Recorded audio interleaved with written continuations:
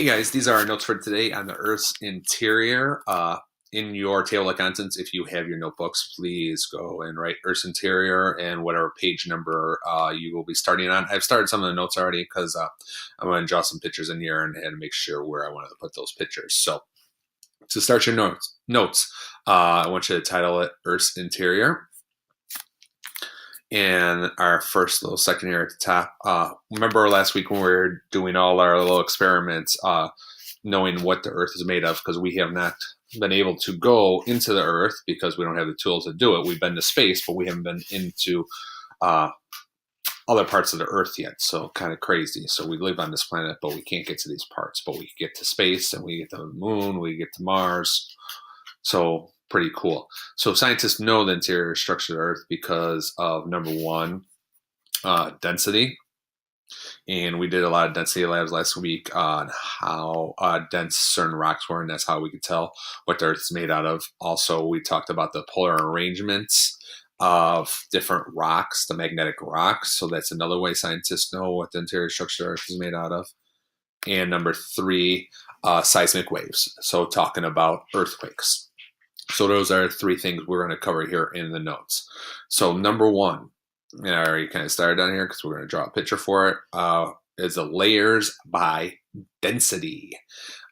We talked about this. We had different rocks, and we did a lot of labs figuring out which rocks were the least dense and the most dense, and then we could kind of tell what the different layers of the Earth were made by. So I'm going to draw this picture. Hopefully this works this time, because I've done it a couple times this morning, and it has not worked out the best way. So let me draw this for you. So that's going to be our oceanic crust right there. And let me come over here and draw our continental crust. So let's draw like this. Okay, then we're going to dive down into the Earth here and come back up. All right, now we're going to separate our different layers. So biggest layer. Okay. So right here, I'm going to draw some arrows too to help you. This is our oceanic crust. And remember that oceanic crust was made of basalt. All right. And it's diving down underneath the continental crust here, because remember the continental crust is the least dense. So let me get out of this and come over here so we could do this for you. And remember, this whole part, our crust, is solid. It's not liquid, it is solid. So I'm going to type that in here for you guys. Put that all caps. So it is a solid. All right. Let me go over here. And remember, the oceanic crust is made of basalt. Oceanic crust is made of basalt. Our continental crust is made out of granites. So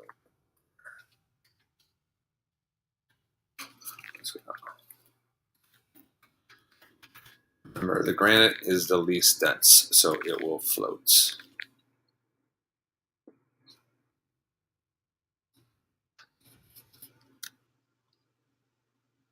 Let's put that over here. It's made of granite. And what we're doing here, and I'll put it then, we're going from the least dense at the top all the way down to the most dense, which will be at the bottom. So let's go to our next section. That's going to be our mantle.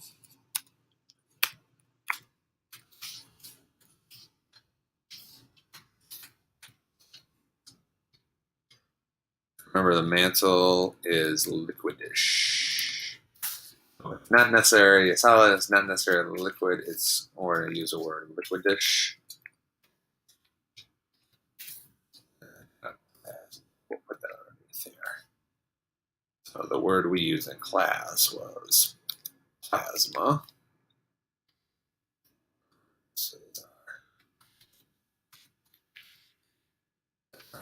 So let me take my arrow, point to it for you guys so you guys can understand what it is so you don't forget. So that's the mantle. All right. So the mantle is made with middle density rocks. So we're going to put that next to it.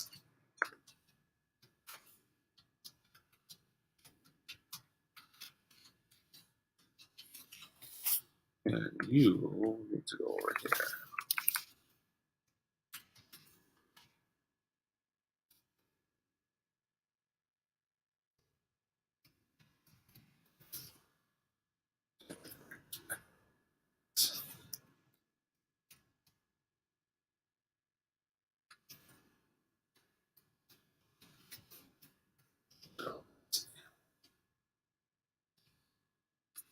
There we go.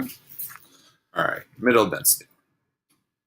Our next layer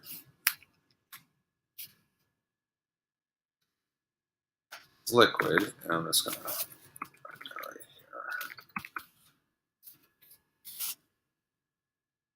here. And that is our outer core. Draw an arrow to it. Liquid.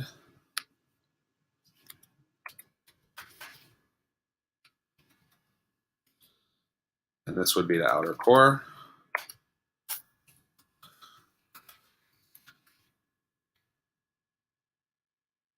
And then we have our solid, which would be our inner core.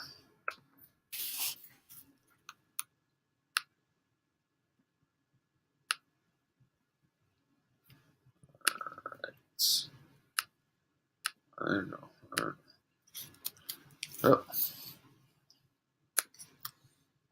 Which would be our inner core. And remember, the outer core and inner core are made out of our most dense material. And remember from class, they're made of iron and nickel.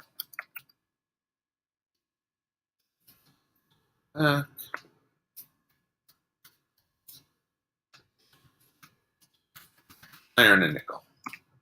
And those would be our most dense materials.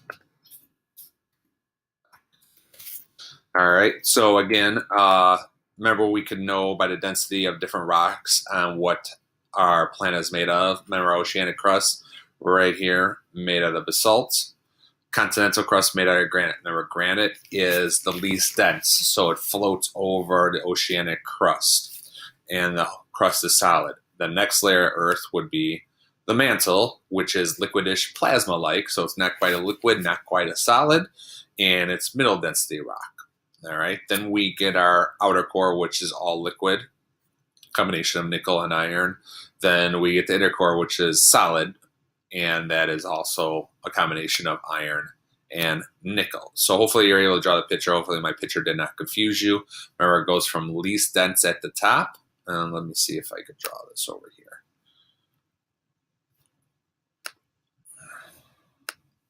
So I'm just going to write LD from least dense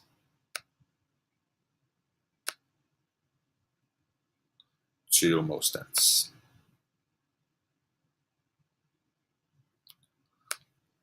Again, it's my first time using these writing tools, so hopefully they make sense for you guys. Alrighty. Let's go to evidence number 2 now. I'm going to scroll down here to go down to our next page. Again, remember, you can pause these videos, come back at any time, check things out. That's the beauty of these videos. So I'm just going to go to the next page for part 2. So number 2, the next part is the magnetic field exists. And why does that exist? Well, that's what I'm going to tell you now if you forgot from last week. First of all, exists because of our core. And that core is made out of iron, which is a seed magnet. Remember, we use magnets, and iron is attracted to these magnets. So our core is made out of iron and nickel, and iron is a seed magnet. So it starts that magnetism. It's there. It's like a seed, and that magnetism grows from it. Number 2, liquid metals. Remember, I told you outer core is made of liquid. It's liquid metals. They conduct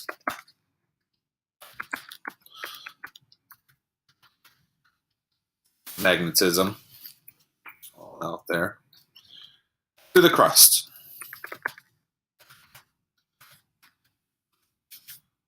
And number 3, the spinning core. Remember, our core is spinning. Gives energy. Sorry, I'm looking at my other notes, guys. To conduct the magnetism to the crust also.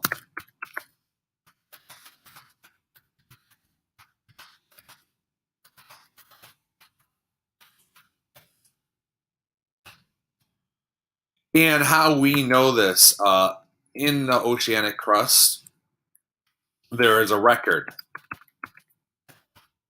Scientists could look at the different layers of the oceanic crust and notice which way the magnetic fields are facing in the different materials that exist in the basalt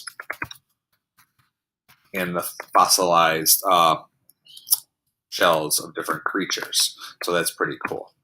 So a record of this exists in the oceanic crust. All right, so that was number 2.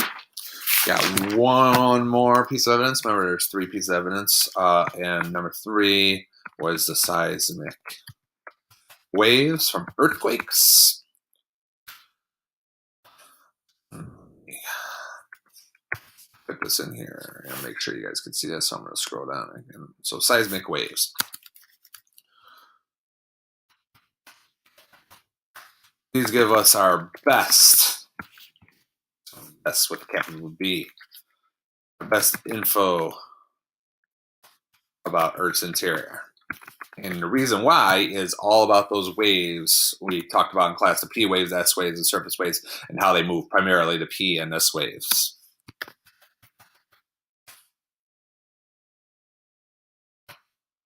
So let's go through those.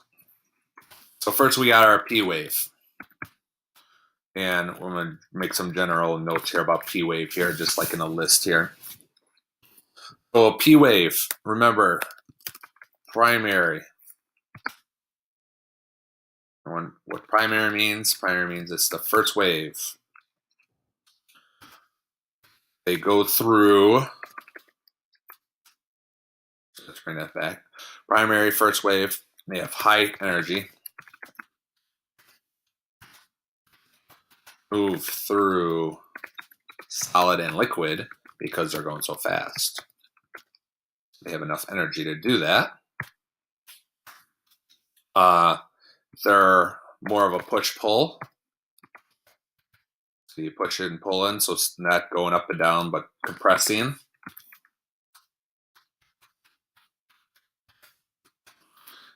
And they occur under the surface.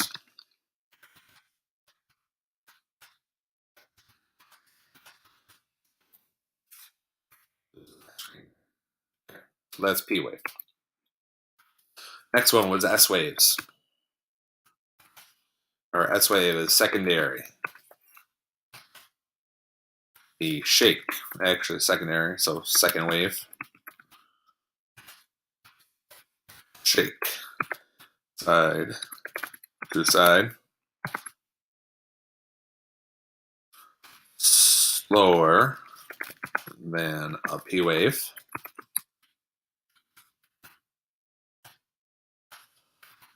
That means they have less energy.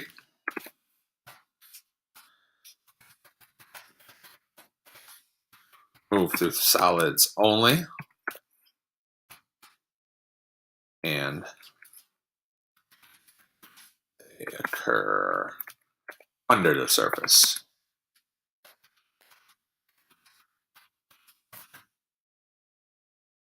All right, moving on. Our last one would be the surface waves.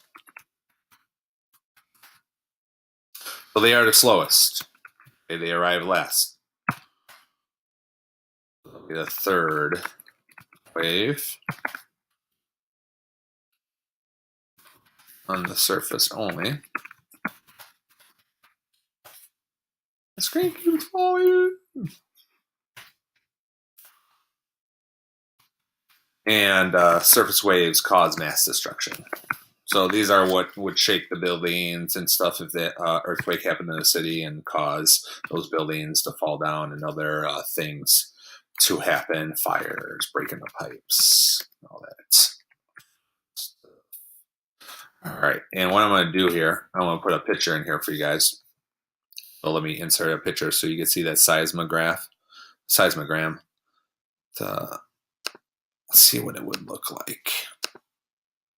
So let me pull that up here. Yes.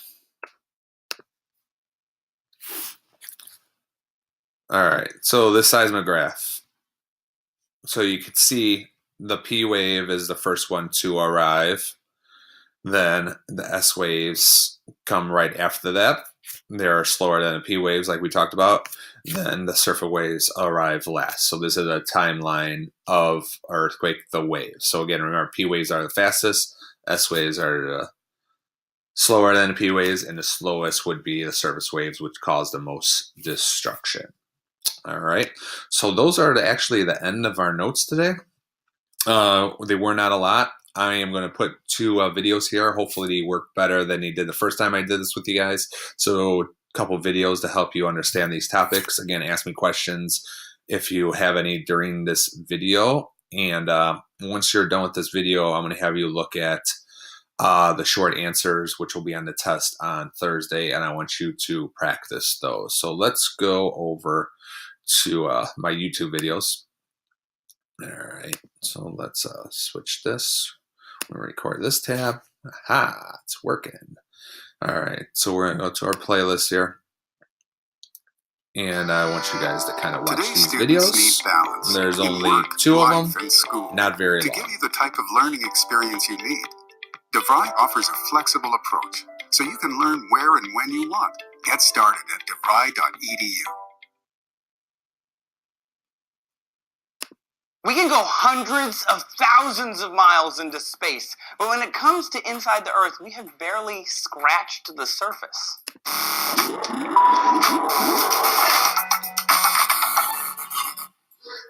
Hey diggers, what's shaking? This is D-News and I'm Trace. If you look down right now, you probably see the floor. But under that floor is dirt, and way under that is bedrock, and under that, hypothesis and theory. Seriously, we have gone to the moon, but the deepest we have ever been on our own planet is 2.4 miles into the crust at the Tautona mine in South Africa. What's down there? How does it affect us? New research has some insight. Scientists throughout history have mapped the inside of our planet by measuring the movement of seismic waves generated by earthquakes. Like sound waves, these are reflected and refracted, and they change speed as they pass through rocks of different densities and flows. Geologists believe as the primordial Earth cooled, heavy elements sank to the middle, and lighter elements floated to the top. The result was a multi-layer planet. The crust is the top 25-ish miles, then a 1,800-mile thick inner and outer mantle made of highly pressurized, superheated rock, which flows really slowly, like asphalt on a hot day. Under that is an inner and outer core made of heavy metals. This is where we think our magnetic field comes from.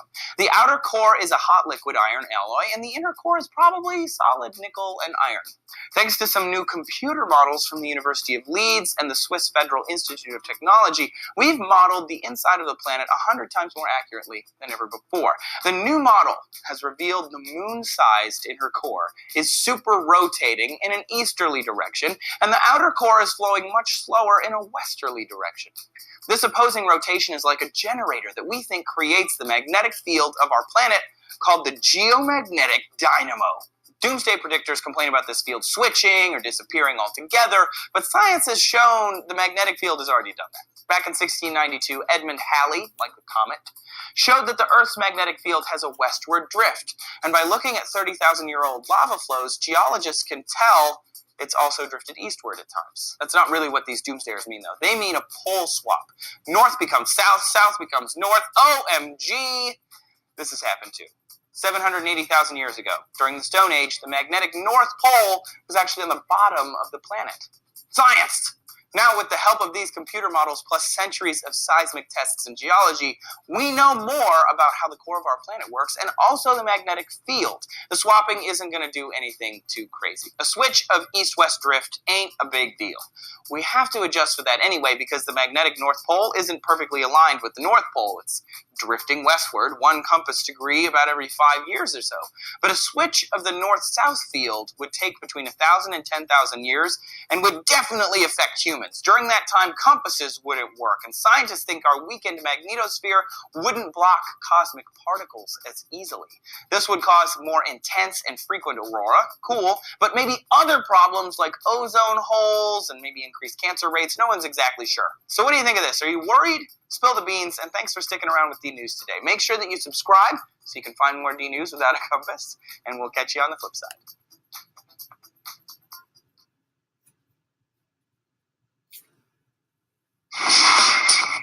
Hey there, David. Hi, guys. Good to see you here in San Francisco, California. I understand from the email that you want to know more about earthquake waves. Yes. I put together some demonstrations for you. Great. Let's talk about 3 different kinds of waves. The first 2 are S and P waves. They're called body waves, but they travel through the body of the Earth. Mr. Lyle showed the other treehouse detectives those on the seismogram. P stands for primary or compressional waves, and S is for secondary or shear waves. P waves make the Earth vibrate back and forth along the direction of motion. Let me show you with this slinky over here.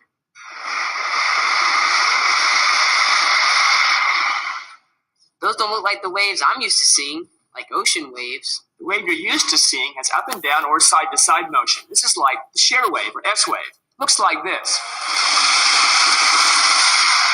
Another important difference between S and P waves is that P waves travel faster than S waves, almost twice as fast. I guess that means that P waves will always arrive first. That's right, and the difference in time between the arrival of the S and P waves can help us find the epicenter of the earthquake. What's an epicenter? It's the point on the Earth directly above the focus or the point where the earthquake originates. You ever heard about counting the seconds between seeing the lightning and hearing the thunder? I have, but I've never done it. Well, it works because light and sound travel at different speeds. For example, when you see the lightning, start counting. 1001, 1002, 1003. Sound arrived about 3 seconds after the lightning. That means the lightning is about 1 kilometer away. For earthquakes, first you feel a P wave, and seconds later you'll feel a more powerful S wave.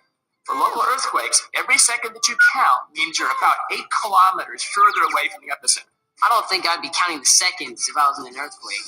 I don't think I would either. For the third and slowest of these waves, the surface wave is the most destructive of them all.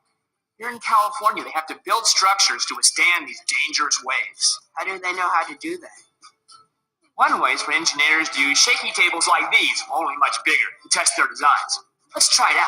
I'll bet my structure can withstand the greatest earthquake. We'll see who's the best engineer.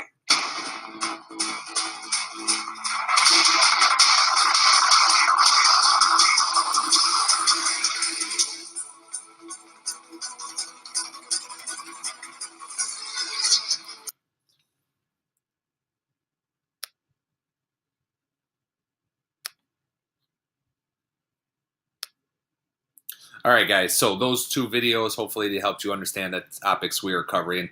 Again, these are notes or Centeria. I want you to use these notes along with the Quizzies, the Quizlet, and Kahoot that we're going to have for you. You guys will be going to your Google Classroom after this and inside Google Classroom. So let me go to that. And let me make sure we're recording this page. There we go, record this tab. All right, so in Google Classroom, so you would go to your classroom and there'll be some short answer preps in here. So let me find that for you guys. Let me go to a class here. Short answer prep for earthquakes test. And you'll open that up and in the instructions, you'll have the template. Let me make sure we're recording this tab.